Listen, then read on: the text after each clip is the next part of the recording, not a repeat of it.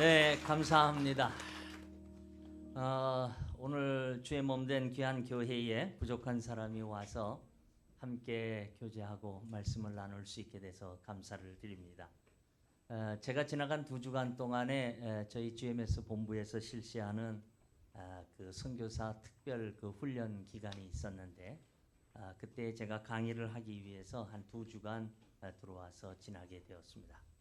그리고 원래 강의를 마치면은 제가 엊그제 목요일 날 강의 제가 오후 시간에 끝나면 제가 금요일 날 저녁에 출국하기로 저의 일정이 짜여져 있었습니다.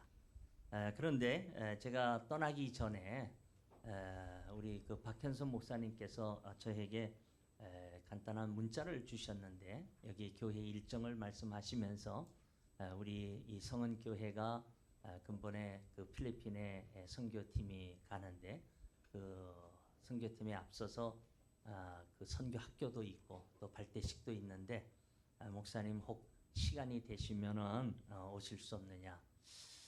제가 그거를 보자 어떤 생각이 들었느냐 하면 야 이분이 케냐에 있는 내 스케줄을 어떻게 알고 있을까? 예. 아니면은 나더러 우리 성은교회의 선교 학교와 주일날 발대식을 위해서 들어오라는 얘기인가? 예. 그러면 또 제가 비행기 끊어서 이건 뭐 쉬운 일이 아니거든요. 그런데 이분이 이제 저한테 정이 왔습니다. 그래서 제가 이제 좀 며칠 생각을 하고 기도하는 중에 일정이 너무나 맞게 되어졌죠. 그래서 제가 그럼 며칠 제 출국 날짜만 미루면 되겠다 이렇게 생각이 되어져서 제가 금요일 밤에 출국하는 것을 미루고 제가 내일 모레 화요일 날 밤에 출국하는 것으로 비행기가 먼저 확정이 되어져서 제가 연락을 드려가지고 오늘 오게 되었습니다. 부족한 사람을 초대해 주신 우리 교회와 또 우리 목사님과 또 우리 당회원들 또 우리 특별히 우리 선교 모든 팀들에게 이 자리를 빌어서 진심으로 감사를 드리면서 제가 어떤 생각을 했느냐 하면 야 우리 목사님이 어떤 분인지 내가 한번 가서 뵈야겠다. 왜 그러냐 하면 제가 아직 한 번도 뵌 적도 없었고 그런 분인데 나를 전혀 알지 못하는데 저를 이 주일 강단에 더군다나 오전 대예배 시간 강단에 세운다고 하는 것은 이게 쉬운 일이 아닙니다. 요즘 모르겠습니다만 하여튼 제가 옛날에 한국에서 저도 부교육자 생활을 하다가 갔기 때문에 그때로 생각을 한다고 하면 이 주일 강단을 선교사에게 준다는 게 이게 쉬운 일이 아니에요. 더군다나 알지 못하는 선교사 그렇지 않습니까? 검증해 보지도 않았는데 무슨 설교를 할지 또 어떤 사람인지 알지도 못하는 저에게 그 강단을 주신다고 하는 것이 이게 쉬운 일이 아니에요. 그래서 제가 어떤 분인지 한번 이번에 가서 한번 좀 봐야겠다 하고 봤는데 우리 목사님 이렇게 귀한 사역을 감당하게 돼서 너무 감사드리고 다시 한번 부족한 사람을 초대해 주셔서 감사합니다. 지금 말씀해 주신 대로 네, 저는 일찍이 그러니까 저희 동기들이 한국에서 이제 목회를 시작을 할 때에 저는 하나님의 부르심을 받고 제가 곧바로 아프리카로 들어가게 되어졌습니다. 그래서 금년이 이제 제가 34년째 들어가게 되어졌는데 제가 갈 때에 제가 결혼을 하고 제 딸이 3살이었고 그 다음에 아들이 1살 이렇게 어린 두 아이들을 데리고 제가 이제 선교지에 가서 그 아이들이 이미 벌써 이제 다 자라고 성장을 해서 두 아이 다 결혼을 하게 되었습니다. 그래서 저도 제가 33살에 갔는데 이제 벌써 60대 후반이 들어가게 되어졌고요. 그래서 이제 친손자가 2, 그 다음에 외손자 1, 저도 손자가 3명이나 있게 되어집니다. 하나님의 은혜로 말미암아 저희 아이들이 또 여러분들의 기도로 말미암아 우리 한국 교회가 저희들을 후원해 주심으로 말미암아 저희 자녀들이 잘 선교지에서 잘하고 공부를 마치고 지금 제 딸은 한국의 연세대학교 국제학부 교수로 들어와서 지금 교수 사역을 감당을 하고 있고요. 제 아들은 목사가 되어져서 지금 미국의 PCA라고 하는 Presbyterian Church of America 이 교단이 우리 한국의 미국의 그 북장로교 선교부로 우리 한국의 최초의 선교사를 보냈던 장로교입니다. 그 장로교에 저희 아들이 지금 선교부 부총무로 재직을 하면서 선교 일을 감당을 하고 있습니다. 이 모든 것들이 다 하나님의 은혜고 또 기도해 주신 여러분들의 은혜라고 생각을 하면서 감사를 드리고, 오늘 제가 무슨 설교 말씀드리기보다 어제도 그랬습니다. 우리 그 선교팀들과 한 2시간 가까이 이야기를 나누면서 제가 무슨 강의를 하려고 하는 것도 아니고 우리 선교 학생 이 청년 분기들과 좀 이야기를 나누면서 우리가 왜 복음을 전해야 되겠는가, 하나님께서 우리를 왜 부르셨는가 하는 그 당위성에 대해서 이야기를 좀 나누겠다 하고 제가 편하게 오게 되었습니다. 그래서 오늘도 마찬가지입니다. 제가 말씀은 여러분들께서 우리 목사님을 통해서 들으시고, 저는 오늘 이 본문의 말씀이 제 선교 사역의 지표로 삼고 있는 말씀이기에 여러분들과 함께 간단하게 나누고 기도의 제목을 삼기를 원하면서 우리가 하나님 앞에서 어떻게 복음을 전하는 일에 매진해야 될 것이냐 하는 이러한 당위성에 대해서 제가 간단하게 말씀을 드리려고 하는 것입니다. 기도하겠습니다. 거룩하신 아버지 하나님, 감사합니다. 주님께서 주의 몸된 교회를 이곳에 허락하시고 오늘까지 큰 영광 거두어 주심을 감사합니다. 하나님, 이 교회를 통하여 이 마지막 때에 하나님의 말씀의 복음이 널리 전파되게 하여 주시옵소서. 이 일에 쓰임받는 아름다운 교회가 되게 하여 주시옵소서. 근본에 특별히 사랑하는 우리 젊은이들이 필리핀 앙겔러스의 단기 선교를 떠납니다. 하나님, 저들을 축복하여 주시옵소서. 저들의 행보를 통하여 아름다운 복음의 빛이 그곳에도 나타나게 하여 주시옵소서. 부족한 종을 세워주심을 감사합니다. 예수님의 이름으로 기도하옵나이다. 아멘. 오늘 이 본문 말씀을 보게 된다고 하면은 이런 말씀이 나오죠. 사람이 무엇으로 심든지 그대로 거두리라 하는 말씀이 나오고 있습니다. 우리말 속담에 이런 속담이 있지 않습니까? 콩 심은 데 콩 나고 팥 심은 데 팥 난다. 이 말은 뭐냐면 있는 그대로 난다고 하는 말이죠. 그런데 때때로 보게 된다고 하면은 콩을 심어 놓고요, 팥을 기다리는 사람도 우리 주위에 종종 있습니다. 심지어 어떤 사람도 있느냐 하면 아예 심지도 아니하고 열매를 거두려고 하는 사람도 때때로 우리 주위에 있다는 것들을 제 삶에서 종종 발견하게 되어집니다. 그래서 오늘 성경이 얘기를 하고 있습니다. 뭐라고 말씀하냐면은 스스로 속이지 말라. 스스로 속이지 말라.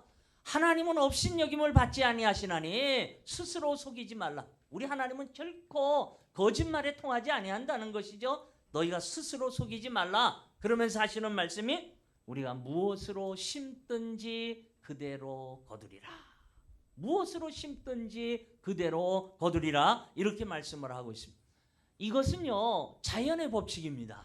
변할 수 없는 자연의 법칙이에요. 반면에 저는 변할 수 없는 신앙의 법칙이라고 봐집니다. 내가 무엇으로 심든지 그대로 거두리라. 그러면서 그 다음 절 8절에 뭐라고 말씀을 하고 있느냐 하면은 육체를 위하여 심는 자는 육체로부터 썩어질 것을 거두고 성령을 위하여 심는 자는 성령으로부터 영생을 거두리라. 그렇게 말씀을 하고 있습니다. 심는 대로 거두어 드리는데 육체를 위하여 심는 것은 아무리 보기가 좋고 아름답다고 할지라도 그 결국 마지막은 뭐라 그랬어요? 썩어질 것이라. 그러나 성령을 위하여 심는 것은 지금은 힘든다고 할지라도 어렵다고 할지라도 그러나 마지막 결론은 뭐예요? 영생을 거둬들인다. 이것이 오늘 하나님께서 우리들에게 가르쳐주고 있는 말씀입니다. 이미 말씀드린 대로 저는 지나간 30년 넘게 아프리카에서 사역을 하고 왔습니다. 이 시간 선교 보고 시간이 아니지만은 제가 그냥 간단하게 기도의 제목과 함께 저희들이 하고 있는 사역들을 그냥 요약해서 말씀을 드린다고 하면은 크게 4가지를 저희들이 집약적으로 사역을 진행을 하고 있습니다. 그 첫 번째는 저희는 이 교회 개척 사역을 진행을 하고 있습니다. 저는 하나님의 이 말씀의 궁극적인 목적이 교회를 설립하는 것이라고 저는 개인적으로 믿고 있습니다. 그래서 복음을 전해서 교회를 세우게 되면은 그 교회를 통해서 또 다른 복음을 전해서 또 다른 지역에 또 교회를 세워나가는 것이 지나간 주님의 이후에 계속해서 내려온 것이기 때문에 우리가 계속해서 복음을 전해서 교회를 설립하게 되어지는데 이 아프리카는 서구 식민지와 함께 복음이 들어왔습니다. 그러다 보게 되니까 대도시를 중심으로 해서는 복음이 전파되어지고 교회가 설립이 되어졌는데, 그러나 지방과 산간, 이 광야 이런 지역에는 아직도 복음이 들어가 있지 않는 지역들이 굉장히 많이 있습니다. 저희 케냐에 약 50개의 부족이 있습니다. 우리 한국은 그런 면에서 보면 단일 민족이라고 우리가 얘기를 했습니다만은 50개 부족이 있다는 말은요, 우리 무슨 전라도 사투리, 무슨 함경도 사투리 같은 그런 정도가 아니고 50개 부족이라는 말은 50개 나라가 있다는 얘기죠. 언어가 다르고 완전히 언어가 다르고 문화와 풍습이 다른 부족이 50개가 모여서 한 나라를 이루어 나가고 있는데, 이 50개 부족 가운데 아직도 27개 부족이 미전도 부족으로 남아 있습니다. 그렇기 때문에 이러한 지역에 우리가 복음을 전해서 교회를 세우는 일이 굉장히 중요합니다. 그래서 저희와 함께 사역하고 있는 이 케냐의 동부 아프리카 장로교단이 있습니다. PCA라 해서 Presbyterian Church of East Africa라고 하는 그 영국 선교사들에 의해서 세워진 장로교단이 있는데, 그 교단과 함께 저희들이 2030 프로젝트라 해서 2030년도까지는 어떻게 하든지 간에 아직까지 한 번도 복음이 전에 들어가지 않았거나 교회가 세워지지 않는 곳에 우리가 교회를 세우자 하는 이런 프로젝트를 저희 선교사들과 함께 지금 진행을 하고 있습니다.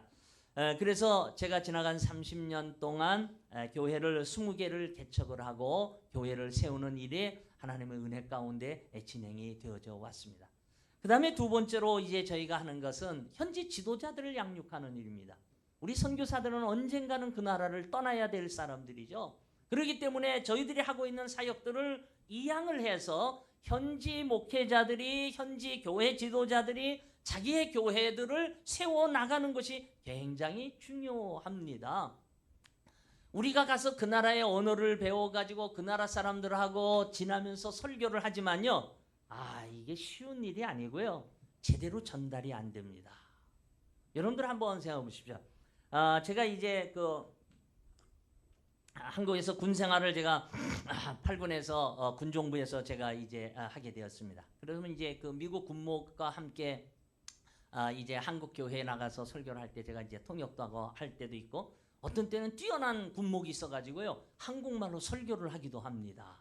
그런데 예배 마치고 나가면은요, 그분들이 인사를 뭐라고 얘기를 하는지 아십니까? 목사님 오늘 은혜 많이 받았습니다. 이러는 사람은 없고 다 뭐라 하는 줄 아세요? 목사님 한국말을 어떻게 그렇게 잘하십니까?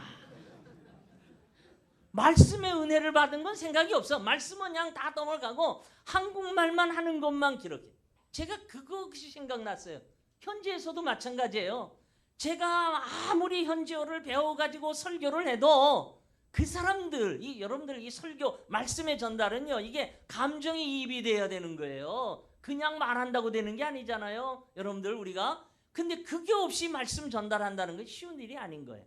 근데 이 일은 우리가 외국 사람이 아무리 해도 소용이 없습니다. 누가 해야 되는 줄 아십니까? 현지인이 해야 돼요. 그 나라 사람들이 그 나라 말을 가지고 그들에게 복음을 전할 때에 그 복음이 거기에 들어갈 수밖에 없는 것이죠. 그런데 아프리카의 대부분 그 목회자들이 교육을 제대로 받지 못하고 목회자가 된 분들이 많이 있게 되어집니다. 그래서 저희가 이러한 그것에 차원에서 이 현지인들을 다시 이제 훈련시켜 가지고 교육을 시켜서 그들로 하여금 자기 백성들에게 복음을 전파케 하는 그러한 그 지도자 양성 훈련을 저희가 진행을 하고 있고요. 그다음에 이제 세 번째는 아주 중요한 저희들의 전략적 사역 중에 하나인데, 그것은 뭐냐면 영어로는 저희가 이 Children and Youth Ministry라 해가지고 청소년들을 위한 사역입니다. 여러분들 우리 한국 교회가 이렇게 발전한 배경에 여러 가지 배경이 있습니다만은 저는 그 중에 하나가 뭐라고 얘기냐면 주일학교라고 봅니다. 주일학교. 여러분들 어떤지 모르겠습니다만은 저희들이 어려서 이곳에서 신앙생활을 할 때에 여러분들 가운데에 모태신앙도 있지만은 모태아닌 분들이 더 많을 거예요. 주일학교 때, 학생 때, 청년 때 혹은 성년이 돼서 교회 나오는 어떤 계기가 돼서 나온 분들이 있어요. 제가 다녔던 교회가 주일학교 다녔을 때에 한 개척교회죠. 뭐 그땐 다 한 제가 기억을 하는 어른들이 한 5, 60명 될까요? 여러분들 옛날에 우리 장로님들 이런 의자가 어디 있었습니까? 다 마룻바닥에 방석 하나 깔고 거기에 무릎 꿇고 거기에 앉아서 예배를 드리게 되었는데 주일학교도 제가 다닌 주일학교가 한 3, 40명 나왔어요. 3, 40명 나왔는데 어린이날이나 무슨 성탄절날 되면은요 그 교회 안에 그냥 꽉 찹니다. 한 100명 와요. 그냥 더 이상 들어올 대로 와. 왜 오는 줄 아세요? 그날 선물 주니까.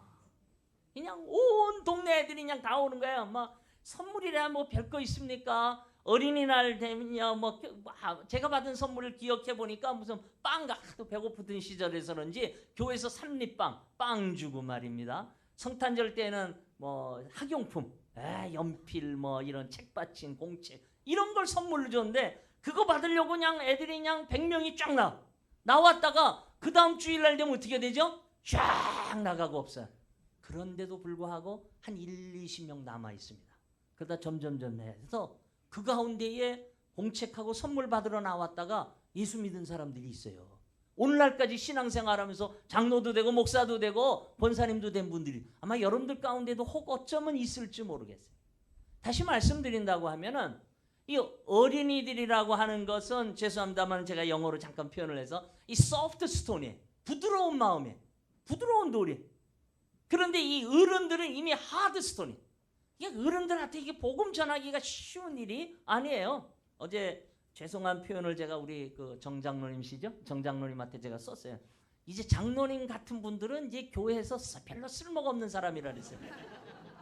죄송합니다. 왜냐하면 이제 가실 분들이에요. 기껏해야. 죄송합니다만은 누가 필요하느냐 하면 2세들이 필요한 거예요. 이 청소년들이 주일학교 학생들이 필요하다고요. 그들이 우리 교회의 주인공이 될 테고 이 나라 하나님의 나라의 일꾼들이 될 아이거든요. 네. 그렇다고 해서 우리 장로는 필요 없다는 거 아니고요. 제가 그 말씀은 뭐냐면은 케냐에서도 마찬가지예요. 어른들한테 복음 전하는 건 쉬운 게 아닙니다.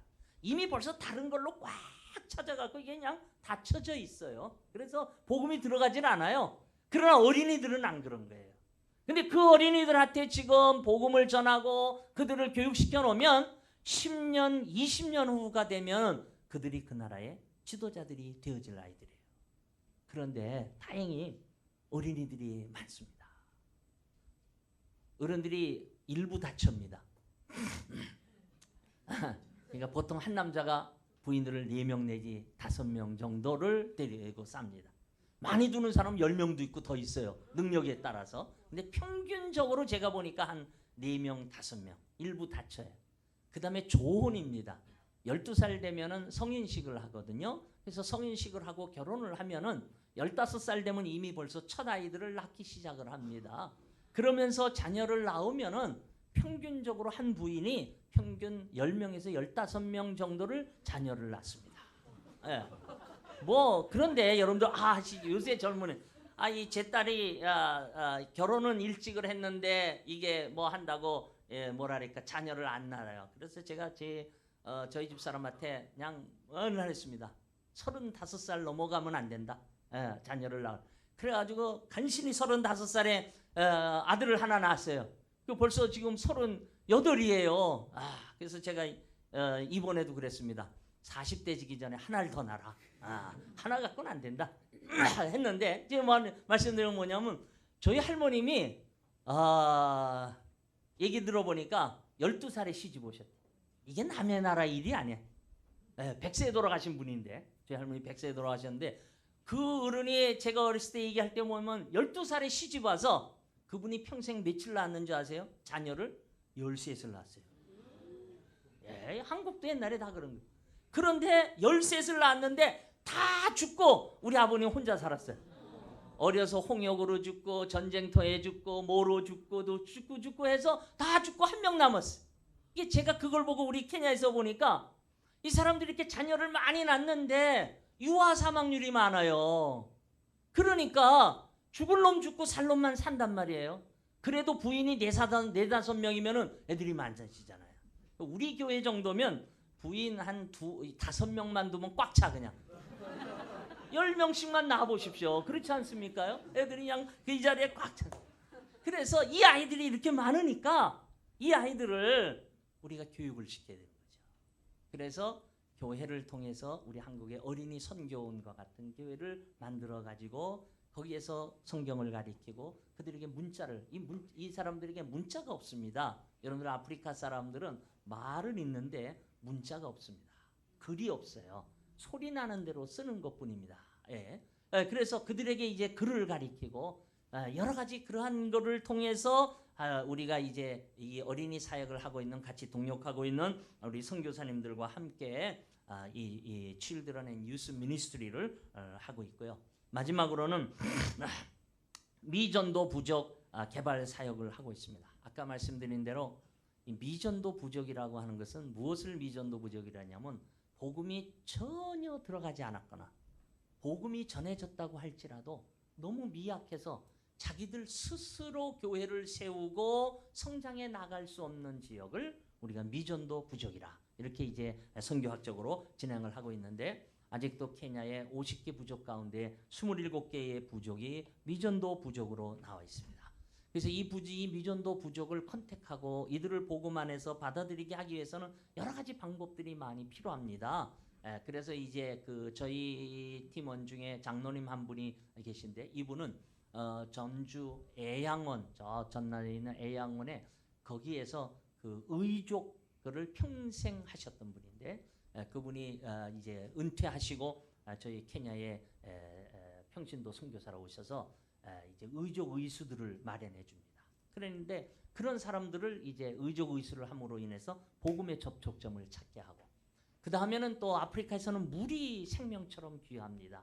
물이 없으니까 그래서 물이 없는 지역에 우리가 우물을 파서 우물을 파게 되면 그 물 때문에 사람들이 그걸로 다 몰려오게 되는 것이죠. 그래서 그 사람들이 오게 되면은 그곳에서 우리가 복음을 전하게 되어지고 그 다음에는 이제 또 이제 저희가 이 사람들이 의료 혜택을 받지 못하니까 저희가 디스펜서리 이 의료 보건소를 저희가 만들어서 우리 한국의 동구제약이라고 하는 제약회사가 있는데 그 제약회사에서 저희한테 의료원을 지어주고 거기에서 약을 공급해주고 있습니다. 그래서 저희들이 지금 현재 의료원을 운영을 하면서 이런 일을 하면서 이제 저희들이 사역을 하다 보니까 벌써 30년이 그냥 후다닥 지나버리고 말았습니다. 제 아내와 얘기할 때 저희가 한 10년도 채 간 것 같지 않은데 벌써 이렇게 후다닥 30년이 지나가 버리게 됐는데 이 모든 것들이 다 하나님의 은혜라 이렇게 여겨지게 되어집니다. 오늘 이 본문 말씀은 그래도 잠깐 제가 정리하게 되면 이런 말씀이죠. 사람이 무엇으로 심든지 그대로 거두리라.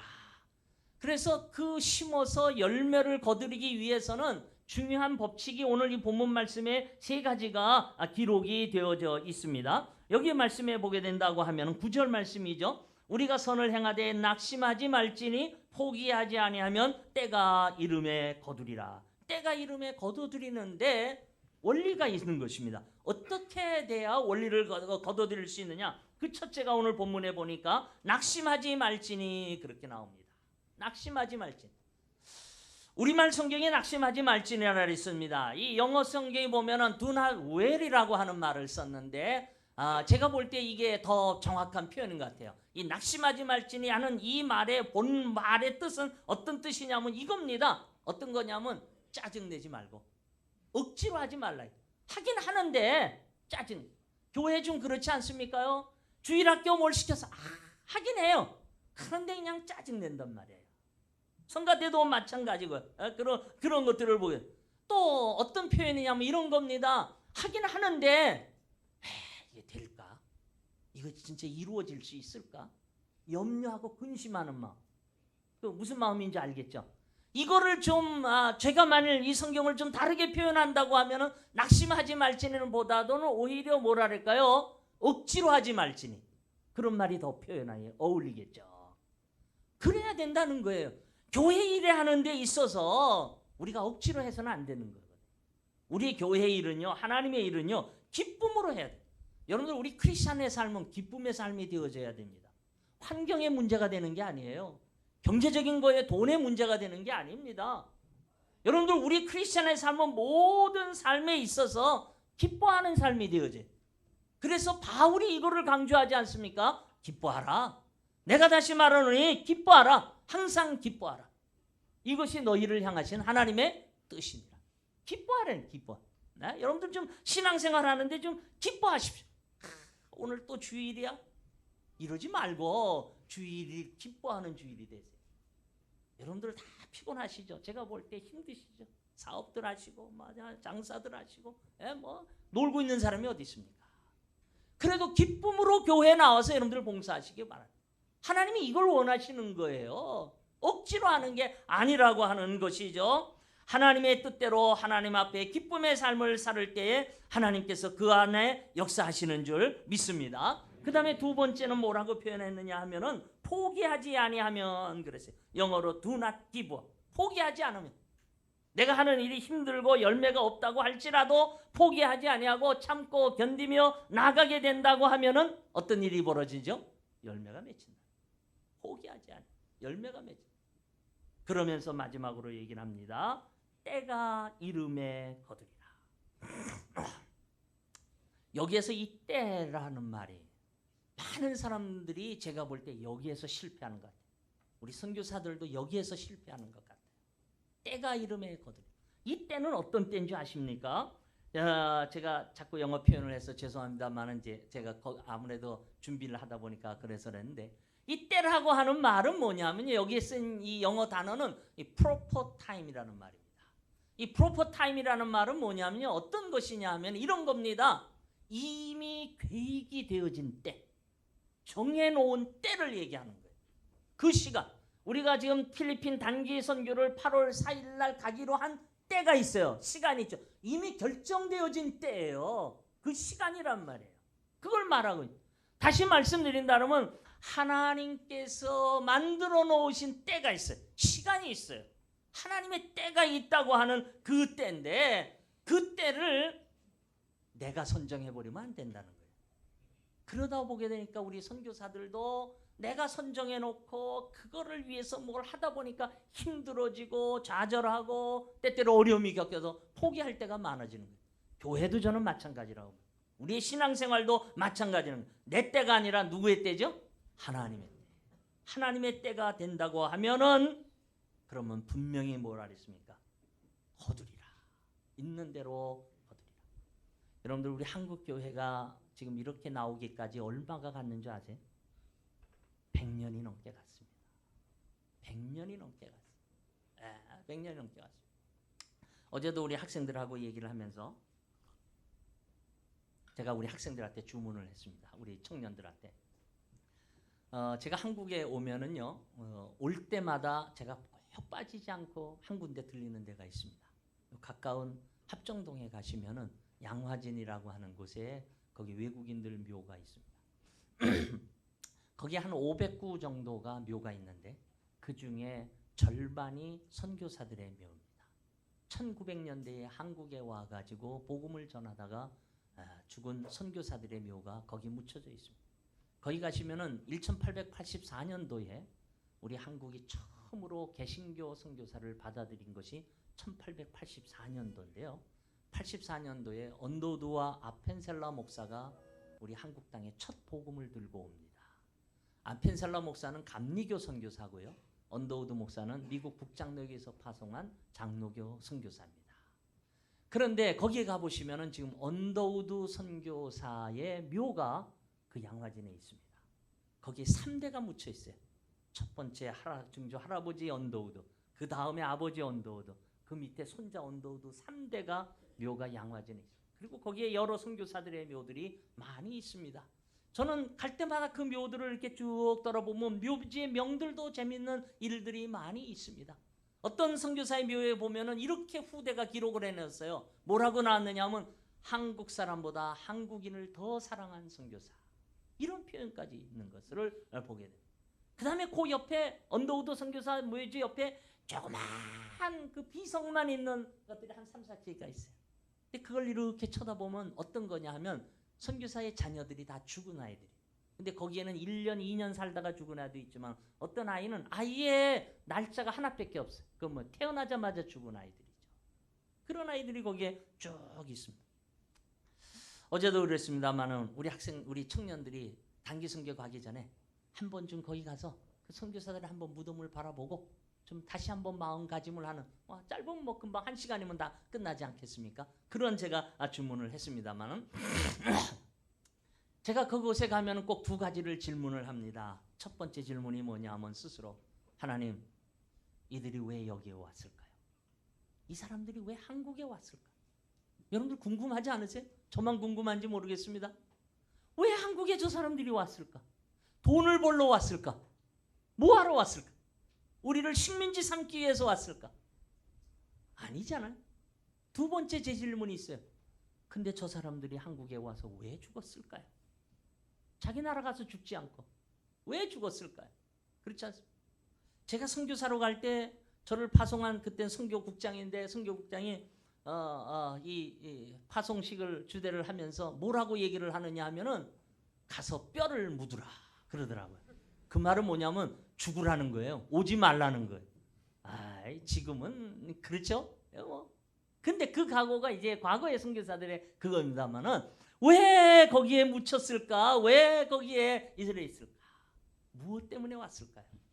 결론은 저들이 복음을 전하기 위해서 왔습니다. 한국 땅을 잘 알지도 못하는 사람들이었어요. 아무것도 없는 한국. 여러분들 한국이 어땠는지 아세요? 그때 당시에? 여러분들 1884년도가 우리 한국이 어땠는지 아세요? 그때 이미 미국은요 102층의 엠파이어 스테이트 빌딩이 있었어요. 근데 우리는 뭐예요? 갓 쓰고 있어요. 102층. 우리 한국에 지금 102층짜리 빌딩이 있나요? 어디 있죠? 뭐 하나 크게 세웠다라던데 한국에. 그래서 그랬던 시절에 낯설고 물선 이적에 와서 복음을 전하다가 죽은 그들이 있었다는 것이죠. 그렇습니다. 어제 우리 그래서 동영상 혹시 볼 수 있나요, 박 목사님? 네네. 어저께 우리 이제 제가 이걸 어떻게 설명을 할까 하다가 제가 발견한 동영상인데 제가 찍은 건 아니고요. 한번 보시면 여러분들이 알겠습니다. 잠깐.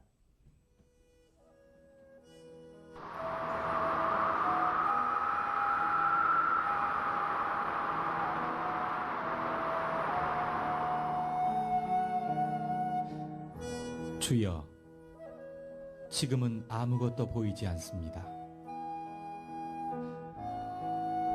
주님, 메마르고 가난한 땅, 나무 한 그루 시원하게 자라오르지 못하고 있는 땅에 저희들을 옮겨와 심으셨습니다. 그 넓고 넓은 태평양을 건너왔는지 그 사실이 기적입니다. 주께서 붙잡아 뚝 떨어뜨려 놓으신 듯한 이곳, 지금은 아무것도 보이지 않습니다. 보이는 것은 고집스럽게 얼룩진 어둠뿐입니다. 어둠과 가난과 인습에 묶여있는 조선 사람뿐입니다. 그들은 왜 묶여있는지도 고통이라는 것도 모르고 있습니다. 고통을 고통인 줄 모르는 자에게 고통을 벗겨주겠다고 하면 의심부터 하고 화부터 냅니다.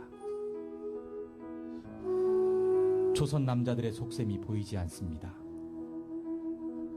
이 나라 조정의 내심도 보이질 않습니다.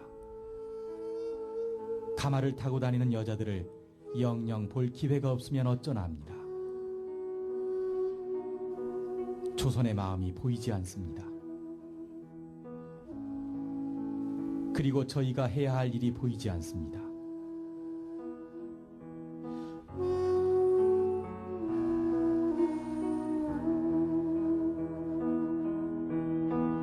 그러나 주님, 순종하겠습니다.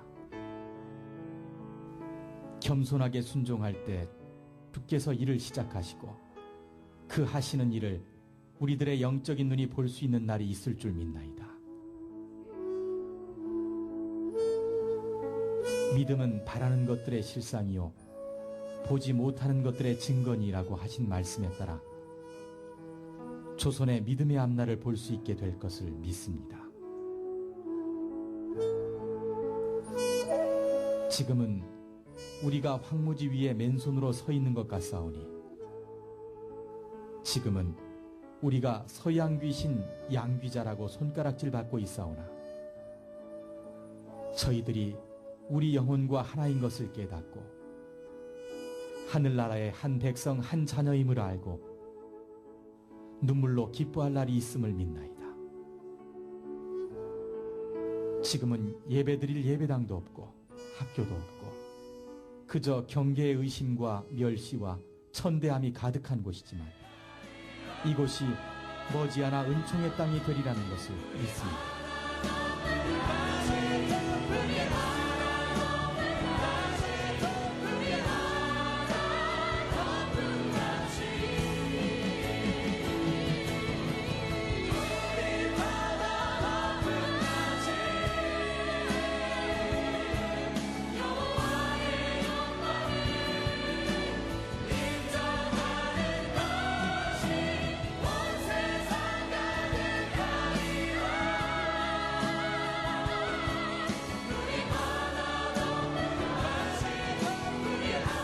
주여, 오직 제 믿음을 붙잡아 주소서.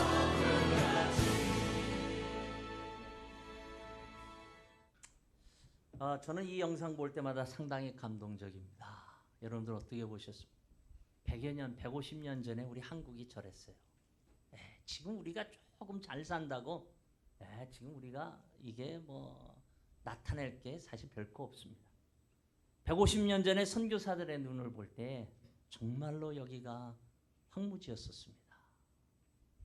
제가 가지고 있는 책이 한 권이 있었는데 1920년대에 나온 책입니다.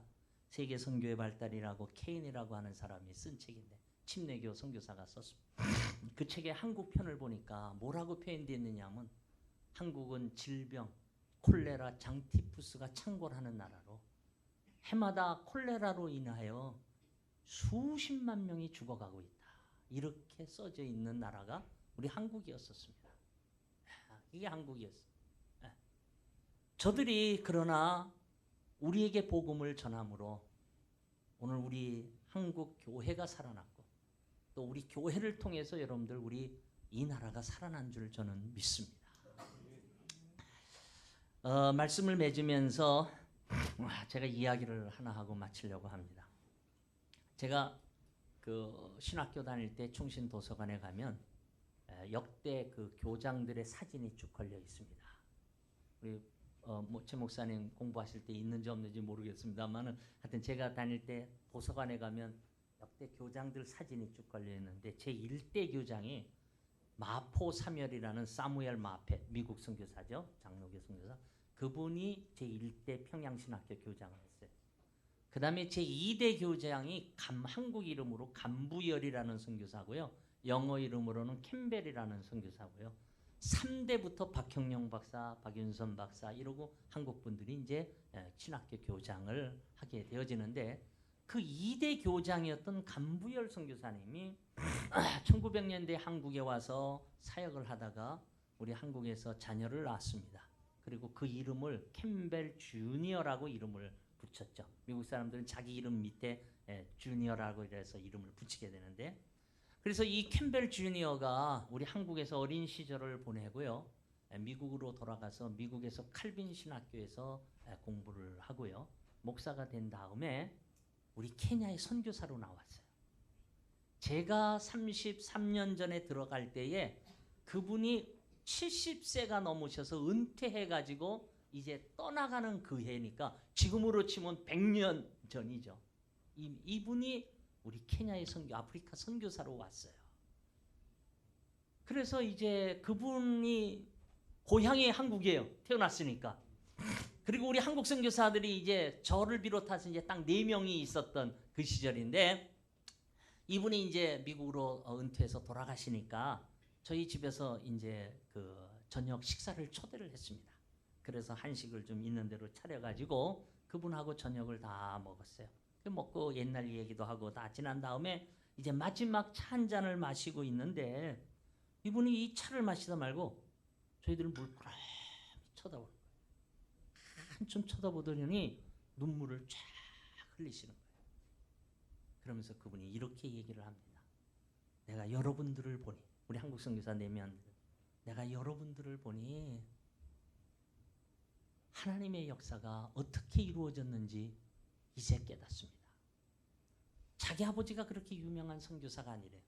한국에 가면은 다 언더우드 아펜셀라는 아는데 간부열이라는 선교사가 있었는지 없었는지 아무도 모른다는 거예요. 근데 자기 아버지도 한국 땅에서 일생을 보냈어요. 자기도 케냐에 와서 40년 사역을 하고 일생을 보내고 지금 가는데 열매가 별로 없다는 거예요. 눈에 보이는 열매가 없는 거예요. 그래서 사실은 무거운 마음으로, 자기가 무거운 마음을 가지고 지금 은퇴해서 가려고 하는데, 여러분들을 보면서 제가 하나님께서 주신 깨달음이 있습니다. 그게 뭐였느냐 하면은, 우리 아버지가 한국 땅에 뿌려놓은 복음의 씨앗이 싹이 나고 자라나서 한국 교회가 이곳 아프리카까지 선교사를 보냈다는 거예요. 자기 아버지의 그 뿌렸던 복음의 씨앗이 결코 헛되지를 않은 걸 자기가 이제는 깨달았다는 거예요. 그러면서 저희들한테 얘기를 합니다. 여러분들도 끝까지 이곳에 남아서 열심히 복음의 씨앗을 뿌려주시기 바랍니다.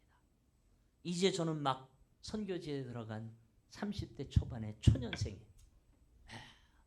엄청난 감동을 받았습니다. 아마 그 말씀이 제가 그 간부열 선교사님의 아들 캠벨 선교사님을 통해서 저에게 주셨던 그 말씀이 지나간 저의 선교 사역에 큰 원동력이 되어졌다고 하는 사실입니다.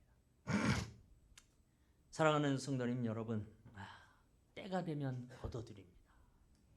근데 그 때를 자꾸 우리의 때에 맞추지 마십시오.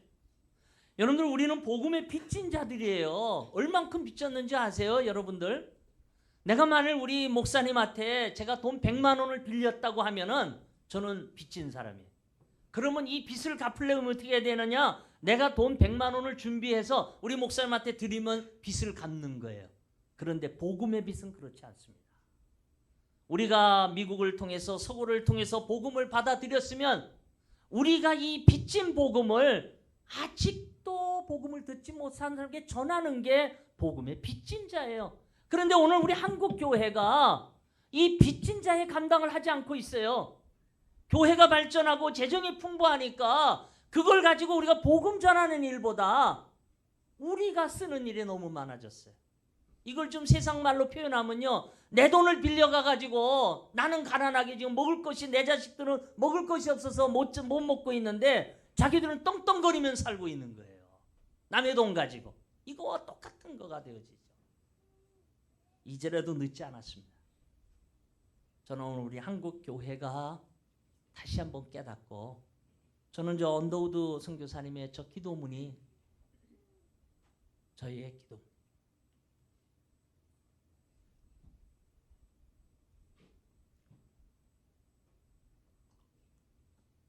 우리에게 하나님께서 주신 이 아름다운 대명령.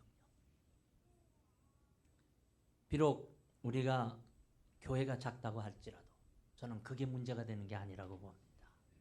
비록 우리가 가진 것이 없다래도 그게 문제가 되는 게 아닙니다. 우리의 마음이 중요합니다. 하나님 앞에서 우리가 이 마음을 가질 때 하나님께서 분명히 우리를 통해서 아름다운 역사가 이루어질 줄 믿습니다. 동영상을 아까 중간에 보려고 했는데 보지 못했는데, 저희들이 그래도 하고 있는 사역들을 한번 좀 어떻게 하고 있는가 한번 잠깐 보시는 게 좀 간단한 거니까, 그 투르카나 식량 사역인가요? 먼저 말라코테 거 한번 보시고 투르카나 연속으로 그냥 틀어주시면 되겠습니다. 한 5분 정도 될 텐데 보고 마치도록 그렇게 하겠습니다.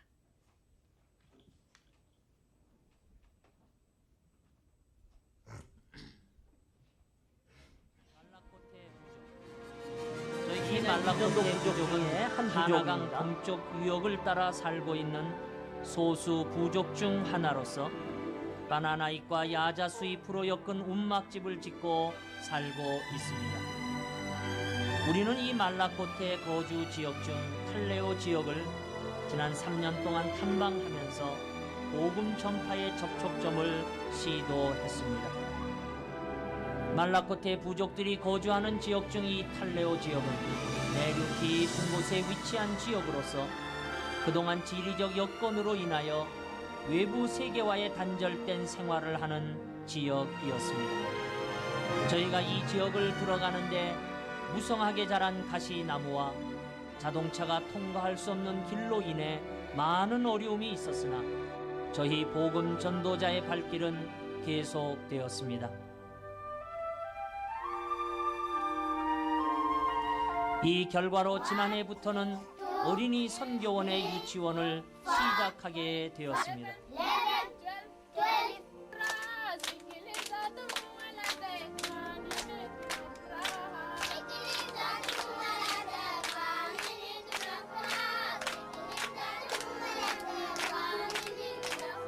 강물이 옆에 흘러가고 있지만 강물을 제대로 이용하여 농사를 지을 줄 모르는 이들에게 강물을 끌어올려 농사 짓는 방법을 가르치려고 합니다. 저희들은 이 지역의 농업 개발을 위해서 1차적으로 강물을 끌어올릴 수 있는 양수기를 설치하기로 했습니다.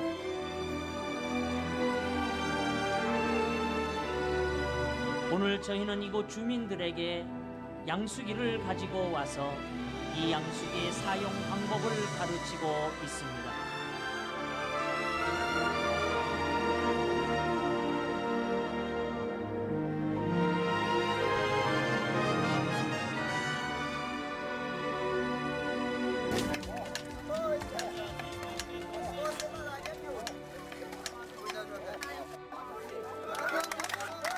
이들의 기쁨을 보십시오. 수동식 펌프에 한 물이 뿜어대자 기뻐하는 이들의 모습을. 이제 앞으로는 저희는 이곳에 1차로 약 5에이커의 땅을 개간하여 이 마을의 시범 농장을 만들 계획을 가지고 있습니다. 바라옵기는 이들의 영혼의 밭도 개간이 되어 복음의 씨앗이 뿌려지고 싹이 나서 열매가 풍성하게 맺어지길 저희는 기도하고 있습니다. 변변한 의료 시설이 없어 질병 가운데 많은 고통을 당하고 죽어가고 있는 이들에게 의료 사역은 그리스도의 사랑을 실천하는 매우 중요한 사역 중에 하나입니다. 모든 질병의 치료자이신 예수님의 마음을 가지고 이곳에서 사역할 의료 사역자들을 위하여 기도합니다. 주님께서 여러분들을 사용하여 가난과 질병의 끝없는 고통에서 신음하는 저들의 몸과 마음을 치유하실 줄 믿습니다.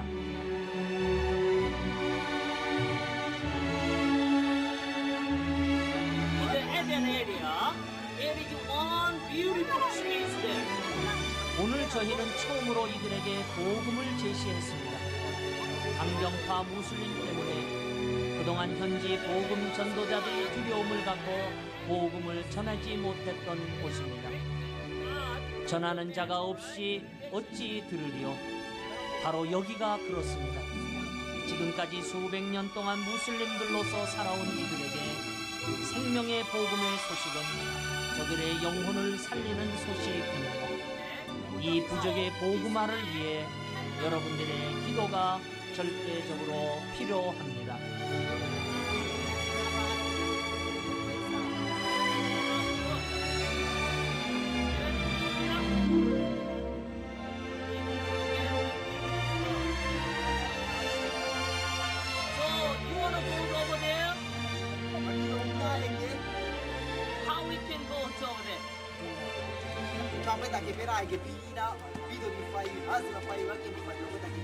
We must be through the Jesus Christ.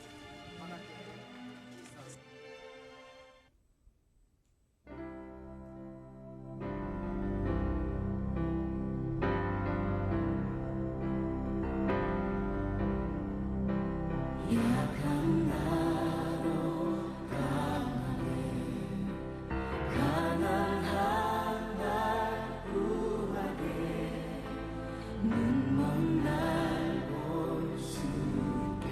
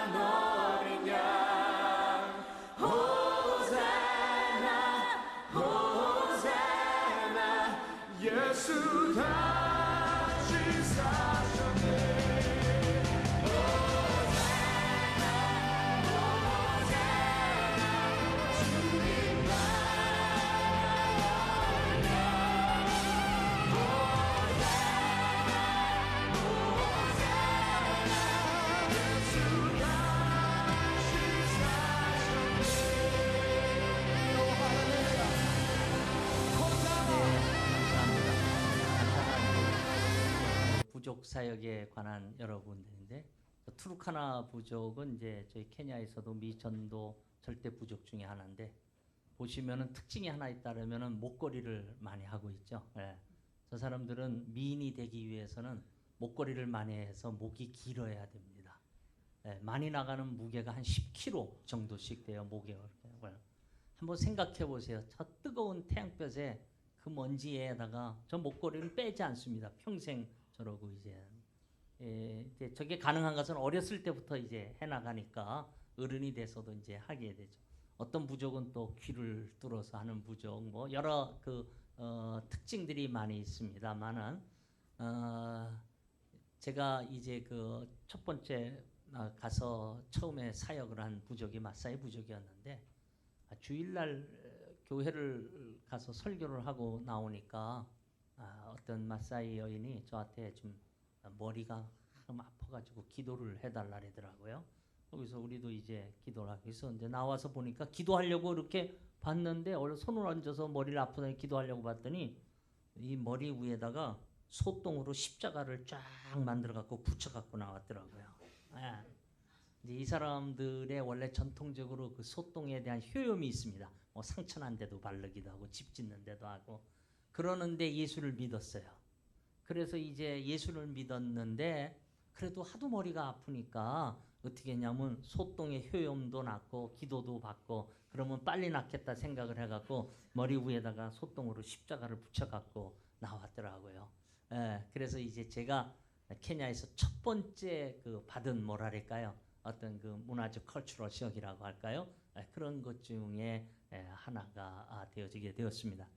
이번에 이제 어제 얘기 못했습니다. 우리 이제 필리핀 단기 팀들이 가면 예상치 못한 것들을 만날 때가 있죠. 이때를 잘 슬기롭게 극복을 해야 되는 것입니다.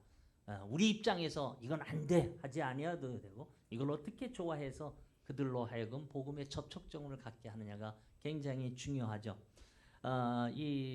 제가 이제 교인들을 신방을 하니까 이 사람들이 차를 대접했습니다. 홍차 여러분들 뜨는 영국식으로 이제 거기다가 밀크를 넣어가지고 달달하게 해서 주는 차인데 소똥집에 가서 이제 차를 주고 난 다음에 이제 놓고 감사해서 제가 기도를 딱 하고 나니까 이 컵 주위에 그냥 새까맣게 파리들이 그냥 쫙 둘러앉아 있는 거예요. 이게 단맛이 나는 그거 되는 거예요. 그래서 그냥 후 불었더니 도망가더라고요. 도망갔는데 보니까 안에 이미 벌써 한 7, 8마리는 빠져서 죽어 있어요. 순간적으로 이걸 마셔야 될까 말아야 될까. 그렇죠. 이제 제가 케냐에 간 지 며칠 안 돼서 받은 이제 그 문화 충격이에요. 그런데 이걸 거부할 수가 없지 않습니까요?